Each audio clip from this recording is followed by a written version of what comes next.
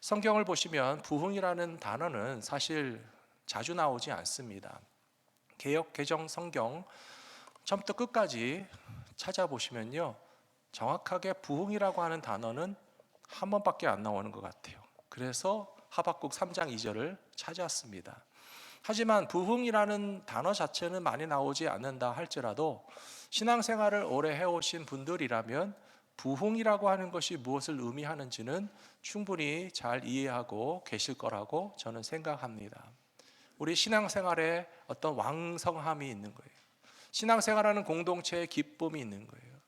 숫자가 적게 모이는 것보다는 많이 모이는 것일 수 있고요, 활동이 재미가 없고 억지로 올까 말까 하는 것이 아니라 우리가 모여서 예배하고 신앙생활하고 봉사하는 모든 일들이 점점 기쁘게 잘 돼 나가는 것이 바로 부흥이라고 하는 사실을 잘 아실 텐데요, 정말 하나님께서 우리에게 올 한 해 동안 그리고 앞으로 주시기 원하시는 부흥이란 어떤 모습일지 오늘도 말씀을 통해서 우리가 한번 배워보고 우리 마음속에 담아보고 그 방향을 향해서 나아갈 수 있으면 좋겠습니다.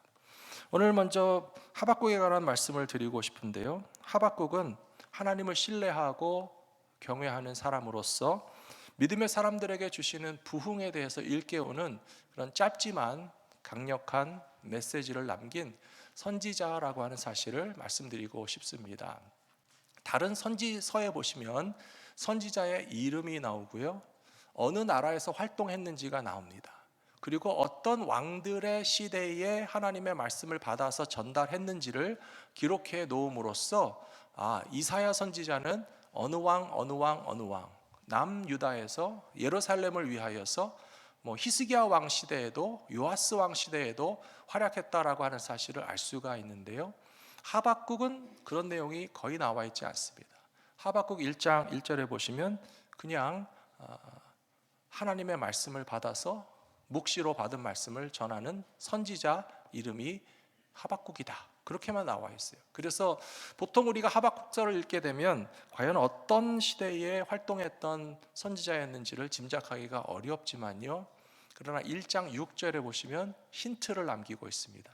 하박국 1장 6절의 말씀에 보시면 사납고 성급한 백성이 있는데 땅이 넓은 곳으로 다니며 자기의 소유가 아닌 거처를 점령하는 갈대아 사람을 일으키신 시대의 선지자였다, 그렇게 되어 있습니다. 이 갈대아 사람이라고 하는 것은요, 바벨론 사람들을 의미하는 것입니다. 물론 갈대아 민족의 뿌리를 거슬러서 올라가 보면 혹시 갈대아라는 말 어디서 많이 들어보신 것 같지 않으세요? 아브라함의 출신이 어디 동네일까요? 갈대아 우르.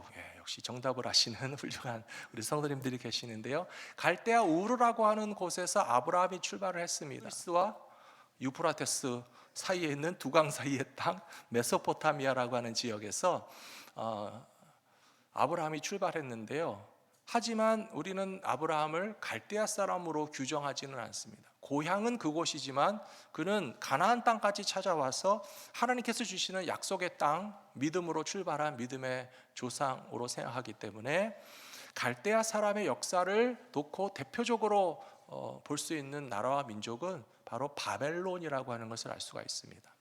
바벨론 제국은 이스라엘을 멸망시킨 나라였고 가장 유명한 왕이 느부갓네살 1세, 느부갓네살 2세 시대가 가장 강력했습니다. 그래서 이 바벨론 제국이 일어났을 때에는 아수르 제국과도 싸워서 아수르 제국을 무너뜨렸고요, 또 그 다음에 바벨론이 더욱더 서쪽으로 확장을 하면서 애굽과도 서쪽에 정벌을 해서 애굽 왕실과도 충돌해서 승리한 그런 강력한 나라였습니다. 유대 땅에서 직접적으로 전쟁이 벌어지진 않았지만 그 유대 백성들이 바라볼 때 굉장히 긴박한 위기의식을 느낄 수밖에 없는 시대였다는 것입니다. 그래서 하박국이 하나님께서 갈대아 사람을 일으키셨다라고 하는 것을 이스라엘 사람들에게 전달하는 이유는 뭐냐 하면요, 우리에게 다가올 위기가 있고 임박한 그런 위기 상황이 있는데 그럼에도 불구하고 하박국서의 말씀에 보시면 2장에서는 오직 의인은 믿음으로 살 수 있다 라고 하는 메시지를 남겼고요. 오늘 하박국 3장에서는 하나님께서 과거에 행하셨던 놀라운 일들을 이제 우리에게 다시 행하시옵소서, 수년 내에 부흥케 하시옵소서의 진정한 의미는 과거에 하나님께서 이스라엘 백성들을 지키시느라고 행하셨던 놀라운 능력을 우리 시대에도 다시 한번 베풀어 주시기를 원합니다 라고 하는 마음으로 기도하는 말씀이라는 사실을 먼저 함께 나누고 싶습니다. 리바이벌이라고 하는 것이 부흥이라고 하는 단어입니다. 말의 뜻을 보자면 리바이브, 다시 살아난다는 뜻입니다. 그냥 죽었다가 살아나는 것도 리바이벌이 되겠지만 매우 침체되고 혹은 정체된 상황에서부터 다시 활동적이가 되고 다시 뜨거워지는 그런 모습을 부흥이라고 표현할 수 있는 것을 볼 수가 있습니다. 출애굽기 1장에 보시면 애굽의 산파들이 하나님을 경외하였으므로 하나님이 그들의 집안을 흥왕하게 하셨다라고 하는 말씀이 나오는데요.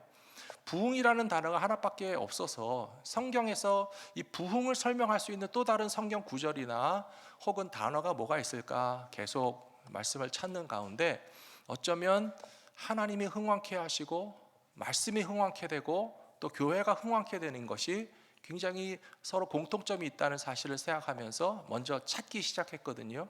그런데 제일 먼저 흥왕이라고 하는 단어가 나오는 것이 바로 출애굽기 1장이라는 것을 보면서 좀 재미있다라고 하는 생각이 들었습니다. 출애굽기 1장에 보시면 히브리 민족이 애굽 땅에 종살이 400년 하는 동안에 그들에게 굉장히 많은 노동력을 제공했습니다. 노동력을 제공하면서 또 거기에 적당한 보수도 받고 식량도 제공받고 애굽 땅에서 살 수 있는 그런 상황을 지속하고 있었지만 어느 시점에서 너무 히브리 민족의 숫자가 많아지게 되자 통치 계급이었던 바로 왕과 높은 지위에 있는 사람들이 위협을 느끼기 시작했어요. 현대적인 상황에서도 이민자들에 대한 시선은 이중적일 수밖에 없어요. 이 나라에 도움이 되는 사람들이라면 환영하고 적당히 통제하는 에서 살아갈 수 있지만 그러나 선을 넘거나 유리천장을 깨뜨리거나 주류 사회에서 리더십을 잡는 데까지 올라가는 것은 너무나 힘들다는 사실을 아실 거예요. 그러니 히브리 사람들이 애굽에 살면서 산하 제한을 당하고 남아 살인 또 인구 조절 대상으로서 남자아이들을 죽이는 상황은 얼마나 끔찍했겠습니까? 근데 제가 말씀을 보면서 놀라게 된 것은 뭐냐면요, 애굽 사람 산파들이에요. 히브리 사람들이 아이를 낳을 때 도와주는 그 도우미들이 바로 애굽 사람들이었는데 바로 왕이 명령하기를 히브리 사람의 집에서 남자아이가 태어나면 죽여라 한 거예요. 더 이상 히브리 사람의 인구가 늘어가는 것은 반갑지 않고 노동자 계급이 늘어나서 권력을 잡는 것은 우리에게 위협이 된다라고 여겨서 바로 왕은 히브리 아이들을 죽이라고 명령했지만 오늘 말씀에 뭐라고 되어 있습니까? 말씀에 보시면요, 그 산파들은 하나님을 경외하였으므로 하나님이 산파들, 애굽 사람 산파들의 집안을 흥왕하게 하셨다는 말씀, 제가 오늘 먼저 찝어서 드리고 싶은 말씀이에요. 사랑하는 성도 여러분, 여러분들의 가정이 올 한 해 하나님의 축복과 부흥을 경험하기 원하십니까? 여러분들의 가정이 하나님의 복을 받기 원하십니까? 하나님을 경외하십시오. 바로 왕을 무서워하지 마십시오. 왜 두 번째는 아멘 안 하십니까? 다시 하겠습니다. 하나님을 경외하십시오. 바로 왕을 무서워하지 마십시오. 세상의 권세에게 복종을 하든지 하나님을 경외하든지 둘 중에 하나예요. 세상의 것이 더 좋아서 세상 것을 바라보고 복종하고 머리 숙이면 흥황하게 하실 것 같죠? 아니라는 거예요. 바로 왕은 애굽 사람 산파들을 명령해서 히브리 남자아이들을 죽이라고 했지만 왕의 명령을 거부하고 하나님이 주시는 생명을 우리가 어떻게 해칠 수 있겠으며 하나님께서 축복하시는 이 민족을 말살하기 위한 일에 우리가 깐난하기에 목을 졸라 죽이는 일은 절대 못하겠다. 거짓말을 하고 불복종을 할지언정 하나님을 경외하는 애굽 사람들의 산파들에게 하나님께서 흥왕케 하여 주셨다라고 하는 말씀을 우리가 보았다면, 개인의 인생과 우리의 가정이 하나님의 축복받기 원하시거든. 세상의 권세가 아니고 세상에 좋아 보이는 것들을 더 사랑하여서 우리의 마음을 땅 위에 두는 것이 아니라 하나님을 경외하는 믿음의 가정들과 인생들이 다 되시기를 축복합니다. 두 번째로, 하나님의 부흥을 경험하기 위해서는 우리는 하나님의 영광이 우리 시대에 나타나기를 사모하는 믿음을 가지고 살아가야 한다는 것입니다. 오늘 말씀의 시편 72편에 보니까요, 이 7절 말씀에 보시면 그날에 의인이 흥왕하여 평강의 풍성함이 달이 다할 때까지 이르리로다. 여기 흥왕이라는 단어를 제가 찾았습니다. 성경에 보시면 악한 자가 득세하면 의인은 숨고, 지도자가 공평하게 통치하면 의인들이 흥왕한다라고 하는 말이 여기 나와 있는 것이에요. 세상 사람들이 한 사람 두 사람 악을 행하기 시작하면요, 처음에는 그냥 쉽게 피하거나 혹은 좀 비난하고 정죄하면서 우리가 이겨낼 수 있을 것 같아 보이지만요, 점점 많은 사람들이 범죄한다고 생각해 보세요. 그리고 더 높은 권력자들이 악을 행한다고 생각해 보세요. 그러면 그 도시와 나라에 악이 번성할 때에 의인들은 위축되고 숨을 수밖에 없어요. 시편 72편을 읽어보니까 맨 앞부분에 솔로몬 왕을 위하여 지은 시라고 되어 있어요. 아버지 다윗이 지었는지 모르겠어요. 혹은 그 시대의 영적인 지도자들이 작성했는지 모르겠어요. 새롭게 세워지는 솔로몬 왕이 하나님을 경외하면서 공평과 정의로 다스리는 왕이 되게 하시고, 모든 재판을 통해서 힘이 없고 연약한 사람들의 억울함을 풀어주는 지도자가 되게 해달라고 기도하면서, 그러면 7절 말씀에 그와 같은 솔로몬 왕이 통치하는 동안에는 의로운 사람들이 흥왕하게 될 것이기 때문에 그렇게 해 주시라고 기도하고 있다는 사실입니다.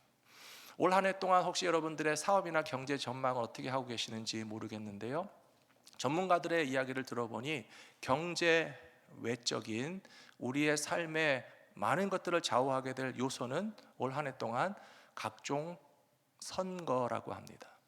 한국에서는 전국의 국회의원들을 새로 뽑는 총선이 기다리고 있고요, 미국에서는 대통령을 바꾸는 대선이 기다리고 있고요, 그리고 한국과 미국뿐만 아니라 전 세계의 많은 지도자들을 새로 선출하는 그런 투표의 해다. 그리고 그 투표의 결과에서 어떤 성향의 지도자가 뽑히느냐에 따라서 경제적이고 사회적인 우리의 삶의 방향이 굉장히 뒤집어질 수 있기 때문에 그것을 잘 준비하고 예측해서 진행해 나가야 된다, 그런 말 들어보셨죠? 저도 그것을 보면서 솔로몬 왕을 위해서 기도한 것은 이유가 있겠다라고 하는 것을 깨닫게 됩니다. 사랑하는 성도 여러분, 이 시대에 부흥을 원하십니까? 하나님의 백성들이 흥왕하는 삶을 살기를 원하십니까? 하나님을 두려워하는 지도자들이 세워질 수 있는 나라도 되고 선거도 되고 우리가 살고 있는 이 땅의 지도자들을 하나님이 다스려 주시기를 위해서 기도하시는 저와 여러분들이 되셔야 할 줄로 믿습니다. 어떤 분들은 말씀하시기를, 민주 세계에서는 한 사람 한 사람 투표를 통해서 지도자를 뽑는데 기도한다고 되겠습니까? 다른 사람들이 투표하는 거에 따라서 내 맘 같지 않은데 어떻게 하면 좋겠습니까? 라고 이야기하실 분들도 계시는데요, 우리는 지도자를 보면서 깨닫는 게 있습니다. 백성들이 어리석어서 지도자를 잘못 뽑으면 후회하잖아요. 그래서 우리가 살고 있는 이 나라에서 왜 저런 대통령을 세웠을까? 그런 말 한두 번 해보셨습니까? 특히 우리 연세 많으신 장로님들은 모이시면 그런 얘기 많이 하시잖아요. 그런데 지도자를 보면요, 거꾸로 백성을 알 수가 있어요. 백성들이 뽑아놓은 지도자입니다. 백성들의 마음이 부패하면 그 지도자도 부패하고요, 백성들의 마음이 잘못된 방향으로 흘러가고 있으면 그런 백성들이 뽑으니까 그런 지도자가 뽑힐 수밖에 없다라고 하는 마음이 드는 것은 사실이지만, 저는 거꾸로도 가능하다고 생각합니다. 하나님을 경외하는 백성들이 기도하면서 투표할 때 그런 믿음의 사람들이 세워놓은 지도자는 아무래도 자기를 위해서 투표해 준 시민들을 두려워할 수밖에 없어요. 믿음이 없는 사람이라 할지라도 교회가 기도한다고 생각해 보세요. 크리스찬들이 투표한다고 생각해 보세요. 백성들은 하나님 앞에서 공의롭게 살기 위해서 최선을 다하면서 우리의 지도자도 하나님을 경외하는 지도자가 세워지게 해달라고 기도하는 사람들이 투표해서 뽑은 지도자들이 세워진다면 전문가들이 예측하는 것만큼 두렵고 염려되는 미래가 아니라 하나님을 경외하는 사람들의 의로운 흥왕의 시대가 우리들 앞에도 펼쳐지게 될 것이라고 저는 믿습니다. 오늘 느헤미야라고 하는 사람을 소개해 드리기를 원하는데요, 느헤미야라는 사람이 1장 8절에서 이렇게 하나님께 기도하고 있습니다. 옛적에 주께서 주의 종 모세에게 명령하여 이르시되 만일 너희가 범죄하면 내가 너희를 여러 나라 가운데 흩을 것이다 말씀하셨는데 정말 그렇게 되었군요 라고 하는 탄식이에요. 느헤미야는 바벨론으로 끌려간 유대인의 후손이었고 페르시아 제국을 살았던 사람입니다. 그리고 나라가 망하고 예루살렘이 회파되고 자기 민족은 참으로 비참한 현실 가운데서 살아가고 있다는 소식을 멀리 페르시아 수산 궁에서 들으면서 하나님의 말씀을 무시하고 하나님을 버렸던 우리 조상들이 지금 이와 같은 결과를 맞이하게 된 것에 대해서 탄식하고 있었지만, 그러나 9절 말씀해 보시면요, 희망을 버리지 않고 있습니다. 하나님께서 내게로 돌아와 내 계명을 지켜 행하면 너희 쫓긴 자가 하늘 끝에 있을지라도 나의 이름을 두려고 택한 곳으로 다시 돌아오게 하리라 하신 말씀 그대로 우리를 회복시켜 주시옵소서 기도하고 있다는 것입니다. 저는 바로 이것이 부흥의 모습이라고 생각합니다. 신앙생활 좀 대충 해도 괜찮지? 아니라고요. 예수 안 믿는 사람들도 잘 먹고 잘 사는데 꼭 교회 다녀야 되나? 아니라고요. 왜 남유다가 멸망했다고요? 왜 그들이 바벨론의 포로로 끌려갔다고요? 하나님의 말씀을 받은 대로 살지 않은 그 결과로서 남유다가 멸망했고 유대민족은 포로로 끌려갔고 지금 이렇게 자기 고향에서부터 먼 바벨론까지 와서 살고 있는 그 원인에 대해서 고백하면서 다시 돌이켜 회복되는 그런 부흥, 그런 리바이벌, 그런 다시 살리시는 은혜를 입기 위하여서 기도했던 느헤미야와 같은 마음으로 나아간다면 저 여러분들의 시대도 하나님이 살게 하시는 은혜를 누리게 하여 주실 줄로 믿습니다. 그러므로 세 번째로 하나님의 부흥이란 그것을 갈망하며 추구하는 사람들 가운데 허락된다는 사실을 기억하셔야 됩니다. 느헤미야 2장에 가서 보시면 재밌는 말씀이 나오는데요, 호론 사람 산발락과 종이었던 암몬 사람 도비야가 이스라엘 자손을 흥왕하게 하려는 사람이 왔다 하는 말을 듣고 심히 근심하더라, 그렇게 되어 있습니다. 느헤미야가 예루살렘 땅에 총독이 되어서 고향 땅에 돌아온 것입니다. 그 소식을 듣자 호론 사람 산발락과 도비야라고 하는 사람이 심히 근심했다라고 되어 있어요. 저는 느헤미야가 왜 예루살렘 땅에 돌아갔을까라고 하는 생각을 가끔 해봅니다. 그의 현재의 삶은 아쉬울 것이 없고 부족할 것이 없는 삶이었거든요. 앞에서도 말씀드렸지만 페르시아 아닥사스다 왕의 수산궁에서 술 맡은 관원이었어요. 어떤 사람들은 생각하기를 술 맡은 관원이란 그냥 임금님 식탁 밥상 차려주는 사람인가? 라고 생각하실 수 있지만 그렇지 않습니다. 왕의 생명을 맡긴 사람이에요. 외국인의 출신으로서는 상승할 수 있는 최고 고위직까지 올라간 사람입니다. 아닥사스다 왕이 밥을 먹을 때 마주 앉아서 먹고 그 사람이 먼저 먹어야 돼요. 느헤미야가 먹어보니 왕이시여 독이 안 들었습니다. 드셔도 되겠습니다. 그냥 한술 뜨고 끝나겠습니까? 아니에요. 느헤미야가 술을 바칠 때 네가 먼저 마셔봐라. 마셔도 독이 들어있지 않아요. 왕이 생명을 맡기고 항상 그 옆에 두고 국사를 협력하는 그런 최고 고위직에 올라갔던 느헤미야가 그냥 외국인으로서 성공하고 이민자로서 안정적인 삶을 차지했기 때문에 그냥 여기가 좋사오니 라고 살아도 누가 뭐라고 할 사람이 하나도 없어요. 왜 굳이 멀리 있는 예루살렘 땅에 돌아가야만 하고 거기 가서 이제 새로 개척해야 되잖아요. 무너진 성을 다시 쌓고. 공동체가 다시 세워져야 되고, 포로로 끌려갔던 백성들이 이끌고 가서 하나님의 백성들의 나라를 다시 세우는 일을 위해서 헌신해야만 되는 어떤 강요와 의무도 없었지만, 느헤미야의 마음 가운데서는 하나님의 부흥을 자기 시대에 보기를 원하는 간절한 소원이 있었던 것 같아요.